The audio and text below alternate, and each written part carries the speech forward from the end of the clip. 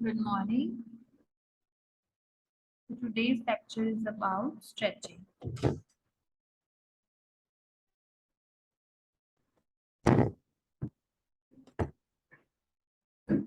Definition. Stretching is a general term used to describe any therapeutic maneuver designed to increase the extensibility of soft tissues, thereby improving flexibility by elongating, lengthening structures that have adaptively shortened and have become hypermobile over time.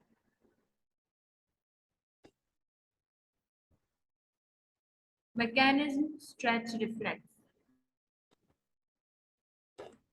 When a stretch force is applied to a muscle tendon unit, either quickly or over a prolonged period of time, the primary and secondary afferents of intrafusal muscle fibers sense the length changes and activate extrafusal muscle fiber via alpha motor neurons in the spinal cord.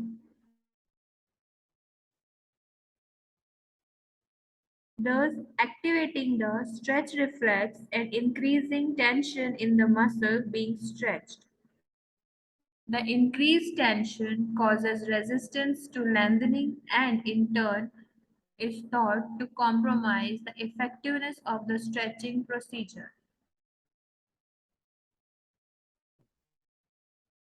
As you can see, there is a diagram of stretch reflex.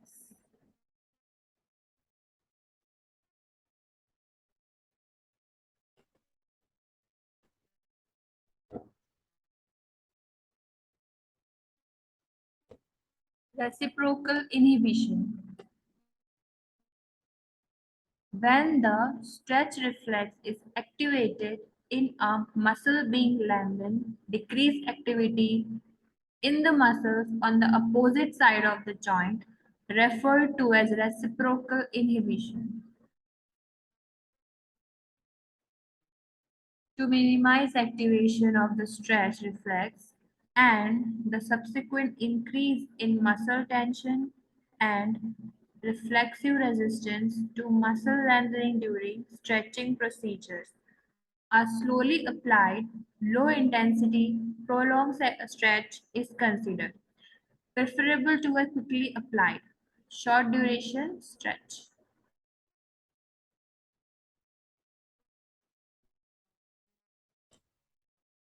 Autogenic inhibition. In contrast, the GTO, as it monitors tension in the muscle fibers being stretched, has an inhibitory impact on the level of muscle tension in the muscle tendon unit in which it lies, particularly if the stretch force is prolonged. This effect is called autogenic inhibition. Inhibition of the contractile components of muscle by the GTO contributes to reflexive muscle relaxation during a stretching maneuver, enabling a muscle to be elongated against less muscle tension. It is thought that if a low intensity, slow stretch force is applied to muscle, the stretch reflex is less likely to be activated as the GTO fires an inhibition tension in the muscle, allowing the parallel elastic component, the sarcomers of the muscle, to remain relaxed and to lengthen. Indications for use of stretching. Range of motion is limited because soft tissues have lost their extensibility as the result of adhesions, contractures, and scar tissue formation, causing functional limitation or disabilities. Restricted motion may lead to structural deformities that are otherwise preventable. There is muscle weakness and shortening of opposing tissue. may be used as a part of total fitness program designed to prevent musculoskeletal injury, may be used prior to and after vigorous exercise, potentially to minimize post-exercise muscle soreness.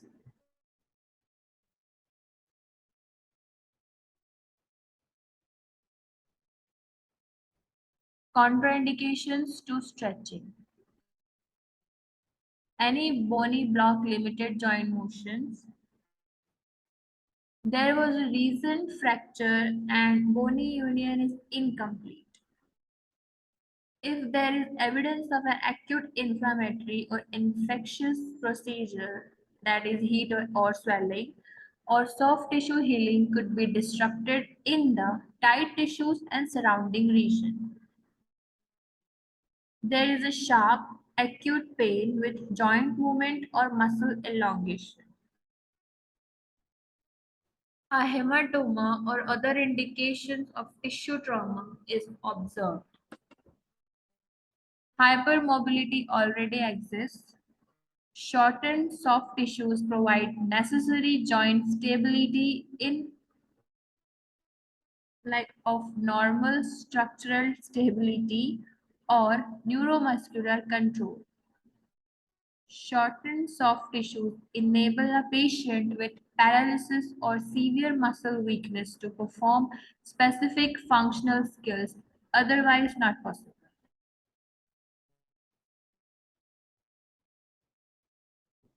Determinants of stretching technique. Alignment. Positioning a limb or the body such that the stretch force is directed to the appropriate muscle group. Stabilization.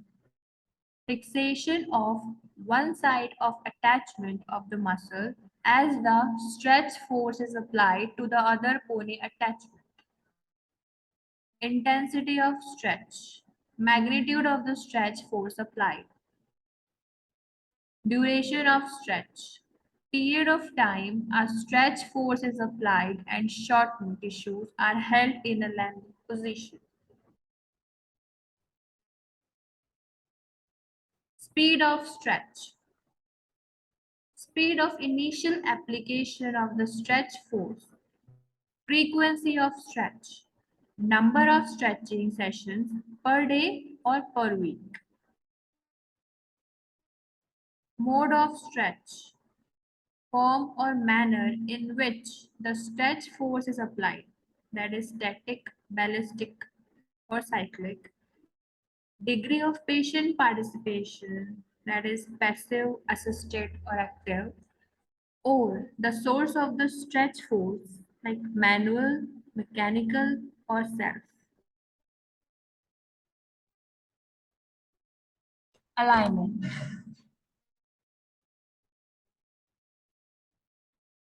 Proper alignment or positioning of the patient and the specific muscles and joints to be stretched is necessary for patient comfort and stability during stretching. Alignment influences the amount of tension present in soft tissues and consequently affects the range of motion available in joints. Alignment of the muscles and joint to be stretched as well as the alignment of the trunk and adjacent joints must all be considered.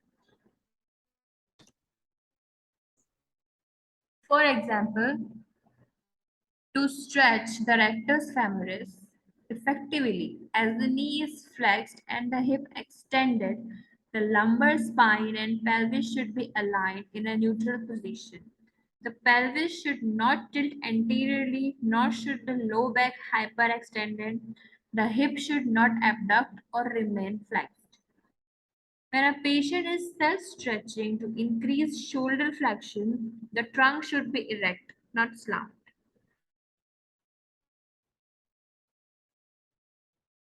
As you can see in A section, correct alignment when stretching the rectus femoris, the lumbar spine, pelvis, and hip are held in neutral position as the knee is flexed. And in the B, There is incorrect position of the hip in flexion. In addition, avoid anterior pelvic tilt, hyperextension of the lumbar spine, and abduction of the hip.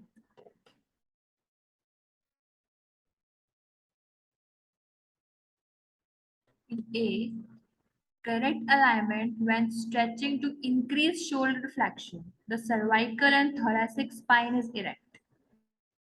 And the second one, incorrect alignment, forward head and rounded spine.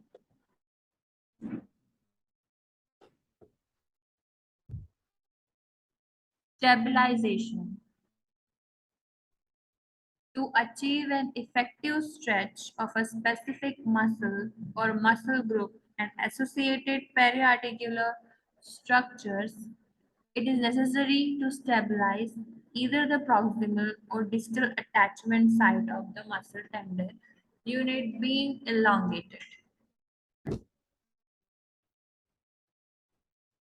Either side may be stabilized, but for manual stretching, it is common for a therapist to stabilize the proximal attachment and move the distal segment. For self-stretching procedures, a stationary object such as a chair or a door frame or active muscle contractions by the patient may provide stabilization of one segment as the other segment moves.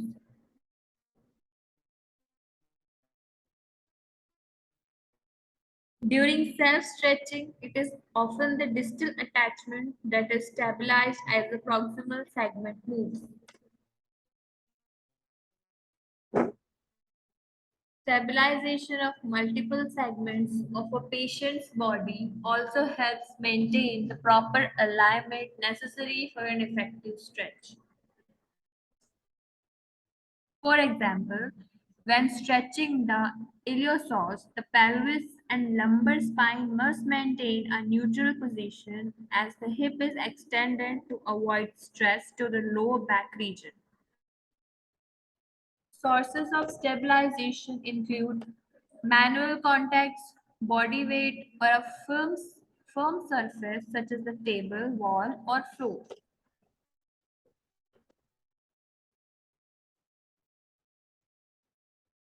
In these picture of the proximal attachment, femur and pelvis, of the muscle be stretched.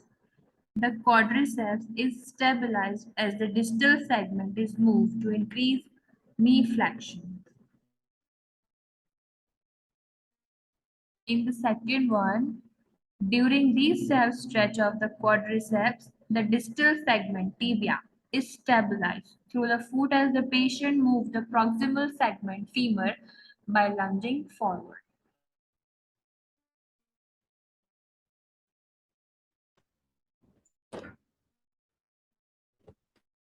Intensity of stretch. The intensity of stretch force is determined by the load placed on soft tissues to elongate it. There is general agreement among clinicians and researchers that stretching should be applied at a low intensity by means of a low load. Low intensity stretching is comparison to high intensity stretching makes the stretching maneuver more comfortable for the patient and minimizes voluntary or involuntary muscles guarding so a patient can either remain relaxed or assist with the stretching maneuver.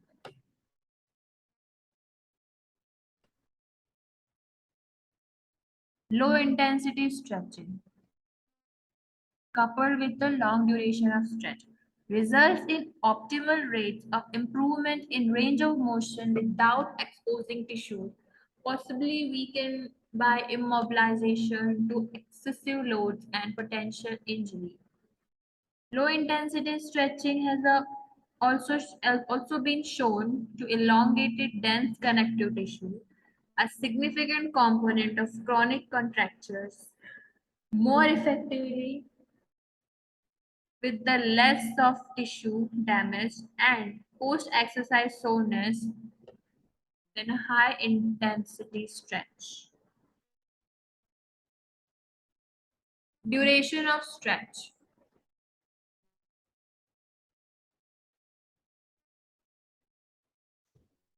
One of the most important decisions a therapist must make when selecting and implementing a stretching intervention.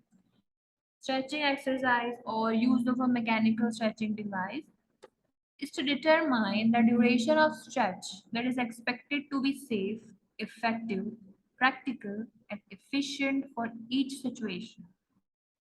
If more than one repetition of that is stretch cycle, is carried out during a treatment session, which is most often the case, the cumulative time of all the stretch cycle is also considered an aspect of duration. In general, the shorter the duration of a single stretch cycle, the greater the number of repetitions applied during a stretching session. Many number of combinations have been studied. For example, in a study by Cipriani et al., two repetitions of 30 seconds hamstring stretch were found to be equally effective compared to 6 repetitions of 10-second stretch. However, Roberts and Wilson found that over the course of a 5-week period, 3 15 seconds hamstring stretches each day yielded significantly greater stretch induced gains in range of motion than 9 daily 5-second stretches.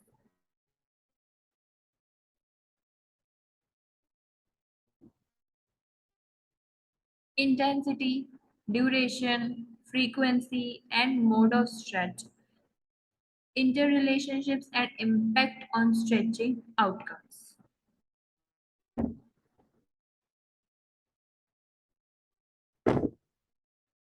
Inverse relationship between intensity and duration as well as between intensity and frequency of stretch. The lower the intensity of stretch, the longer the time the patient will tolerate stretching and soft tissues can be held in a lengthened position. The higher the intensity, the less frequently the stretching intervention can be applied to allow time for tissue healing and resolution of residual muscle soreness. A low load, low intensity. Long duration stretch is considered the safest form of stretch and yields the most significant elastic deformation and long-term plastic changes in soft tissues. Manual stretching and self-stretching in hypermobile but healthy subjects and prolonged mechanical stretching in patients with chronic contractures yield significant stretch-induced gains in range of motions. In the well elderly, stretch cycle of 50, 30, and 60 seconds applied to the hamstrings for 4 repetitions have all been shown to procedure to produce significant gains in range of motion with the greatest and longest lasting improvements occurring with the use of 60-second stretch cycle. In healthy young and or middle-aged adults, stretch duration of 50, 30, 45 or 60 seconds or 2 minutes to lower extremity musculature produce significant gains in range of motion. Stretch cycles of 30 and 60-second duration applied to the hamstrings for 1 repetition daily are both more effective than 1 repetition daily of a 15-second stretch cycle, but are equally effective when compared to each other. 2 repetitions daily of a 30-second static stretch of the hamstring yield significant gains in hamstring flexibility similar to those seen with 6 repetitions of 10-second static stretches daily. Static stretches of the hip adductors for 15 seconds or 2 minutes produce equal improvements in range of motions. There are seems to be no additional benefit to holding each stretch cycle beyond 60 seconds. 3 cycles of 30 seconds and 1 minute stretches are no more effective for improving range of motion than 1 cycle of each duration of stretch.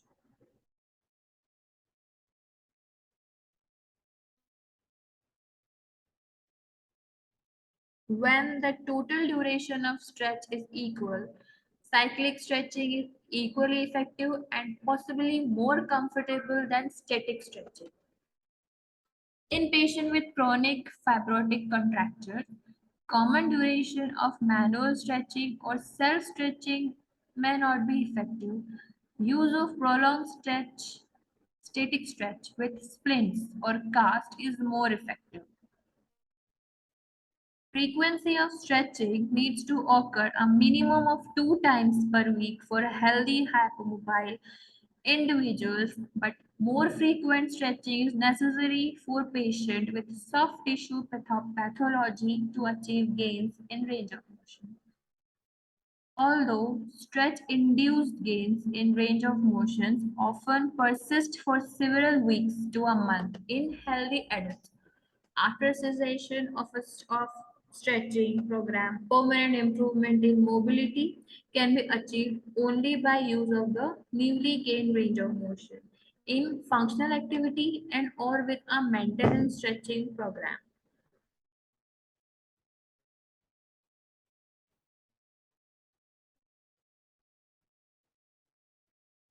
Types of stretching: static stretching, cyclic or intermittent stretching, ballistic stretching, proprioceptive neuromuscular facilitation stretching procedure, that is PNF stretching, manual stretching, mechanical stretching, self stretching, passive stretching, and active stretching.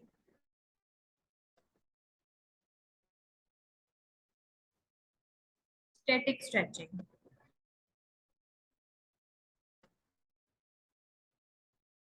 Static stretcher, that is shoulder stretch, a common stretch like toe touch, Samson stretch, butterfly stretch, quadricep stretch, cobra stretch, knee to chest, cat and cow stretch, side bend, and calf stretch.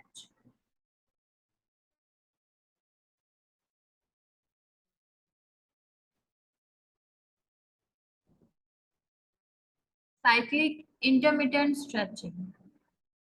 A relatively short duration stretch force that is repeatedly but gradually applied, released, and then reapplied is described as a cyclic intermittent stretch.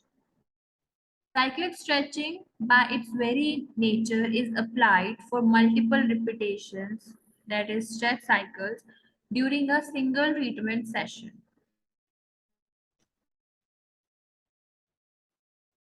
Ballistic stretching, popular ballistic stretching exercises, that is sitting toe stretch, standing toe stretch, and the standing lunges.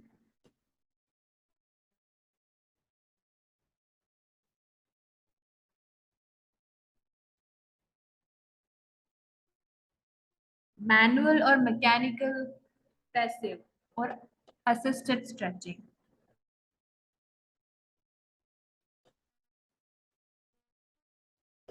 A sustained or intermittent external and range stretch force applied with overpressure and by manual contact or a mechanical device elongates a shortened muscle tendon unit and periarticular connective tissues by moving a restricted joint just past the available range of motion.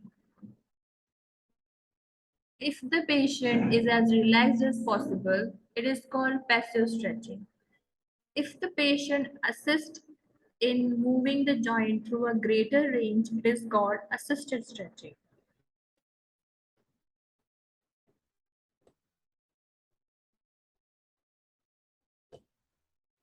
Manual stretching. During manual stretching, a therapist applies an external force to move the involved body segment slightly beyond the point of tissue resistance and available range of motion. The therapist manually controls the site of stabilization as well as the direction, speed, intensity, and duration of stretch. Manual stretching can be performed passively with assistance from the patient or even independently by the patient. Manual stretching usually employs a controlled, end range static, progressive stretch applied at an intensity consistent with the patient's comfort level, held for 15 to 60 seconds, and repeated for at least several repetitions.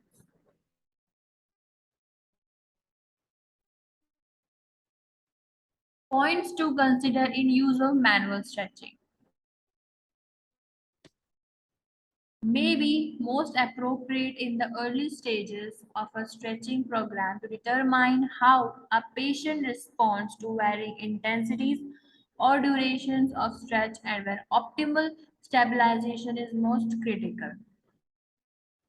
Perform passively if a patient cannot perform self-stretching owing to a lack of neuromuscular control of the body segment to be stretched. If a patient has control of the body segment to be stretched, it is often helpful to ask the patient to assist the therapist with the manual stretching manual, particularly if the patient is apprehensive and is having difficulty relaxing.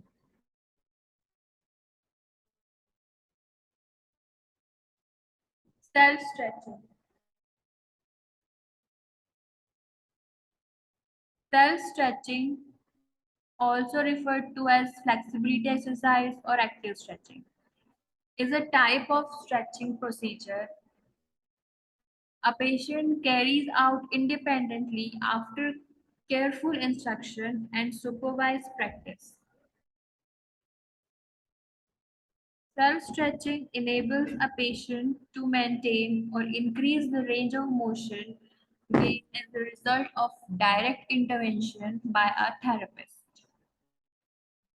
This is an integral component of a home exercise program and is necessary for long-term self-management of many musculoskeletal and neuromuscular disorders.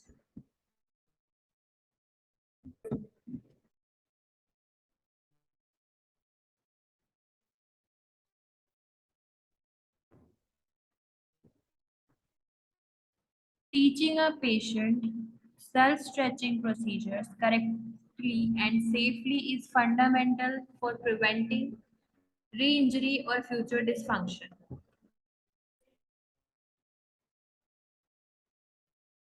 Proper alignment of the body or body segments is critical for effective self-stretching. Sufficient stabilization of either the proximal or distal attachment of a shortened muscle is necessary. Static stretching with a 30 to 60-second duration per repetition is considered the safest type of stretching. Proprioceptive neuromuscular facilitation stretching techniques. PNF stretching, also referred to as active stretch or facilitative stretch, integrate active muscle contractions into stretching maneuvers to facilitate or inhibit muscle activation and to increase the likelihood that the muscle to be lengthened remains as relaxed as possible as it is stretched. When muscle fibers are reflexively inhibited through autogenic or reciprocal inhibition, there is less resistance to elongation by the contractile elements of the muscle. Inhibition techniques are designed to relax only the contractile structure of muscle, not the connective tissue in and around shortened muscles.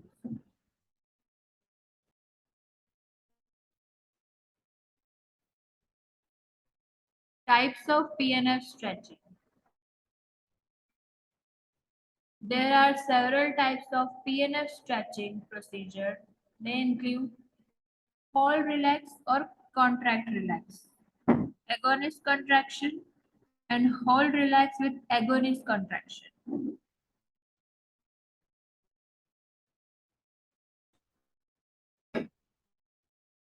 Hold relax and contract relax.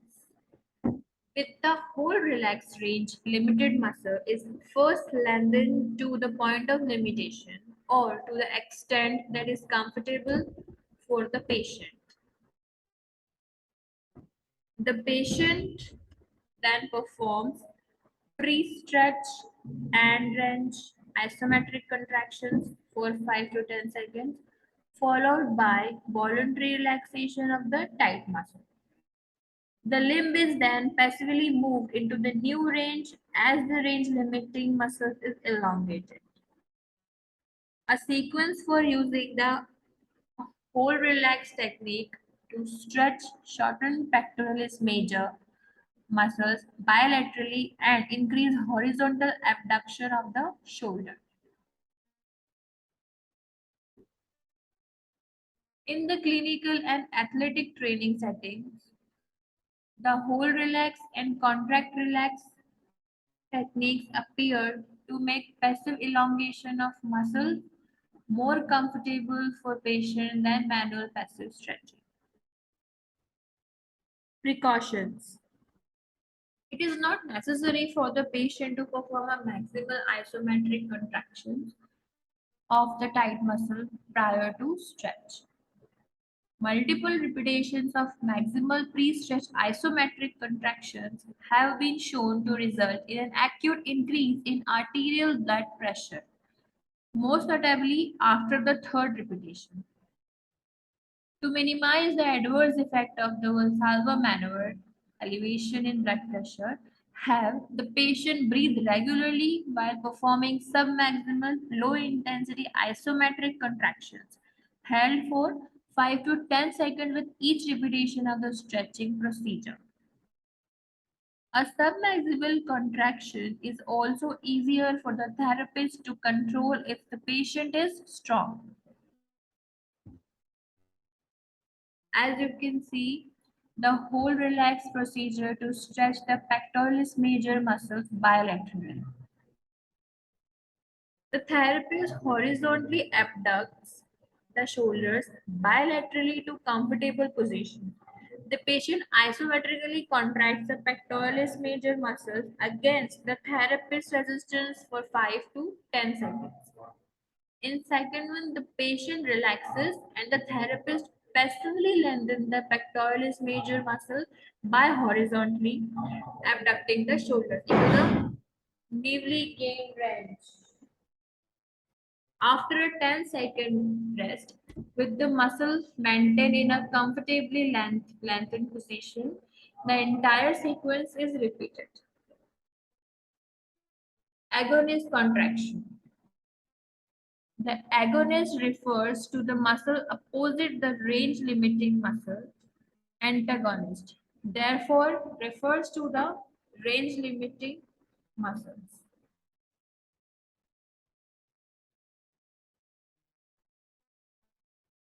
The short muscle, the antagonist, preventing the full movement of the prime mover, the agonist. Dynamic range of motion and active stretching are terms that have been used to describe the AC procedure, that is, agonist contraction procedure. The patient concentrically contracts, shortens the muscle opposite the range limiting muscles and then holds the end range position for at least several seconds.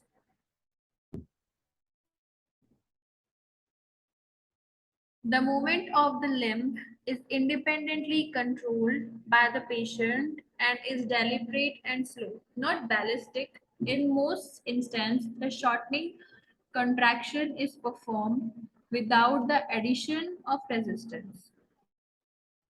For example, if the hip flexors are tight, the patient can perform end range. Prone leg lifts by contracting the hip extensors concentrically. The end range contraction is held for a number of seconds. After a brief rest period, The patient repeats the procedure.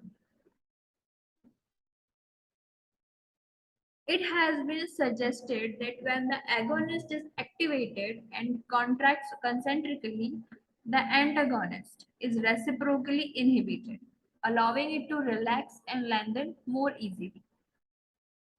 However, the theoretical mechanism of reciprocal inhibition has been substantiated only in animal studies, not in studies of humans.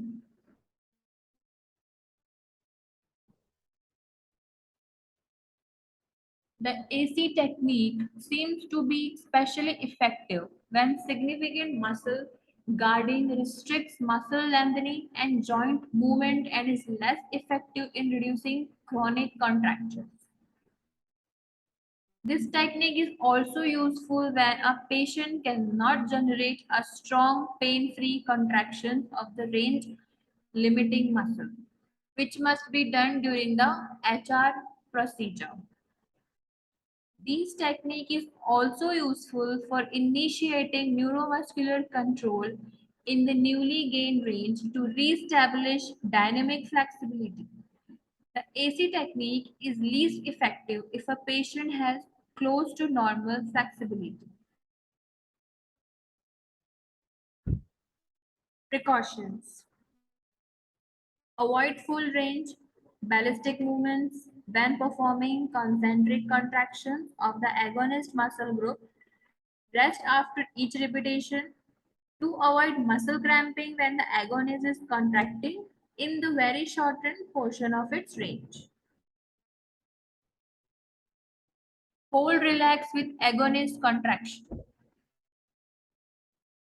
The HRAC stretching techniques combines the HR and AC, that is, hold relax and agonist contraction procedures. The hold relax and agonist contraction technique is also referred to as the slow reversal hold relax technique. To perform the HR and AC procedure, move the limb to the point that tissue resistance is felt in the tight muscles. Then have the patient perform a resisted pre-stretch isometric contractions of the range limiting muscle, followed by relaxation of that muscle and an immediate concentric contraction of the muscle opposite the tight muscle. For example, to stretch knee flexors, extend the patient's knee to a comfortable position and then have the patient perform an isometric contraction of the knee flexors against resistance for 10 to 5 to 10 seconds. Tell the, tell the patient to relax the knee flexors and then actively extend the knee as far as possible, holding the newly gained range for several seconds.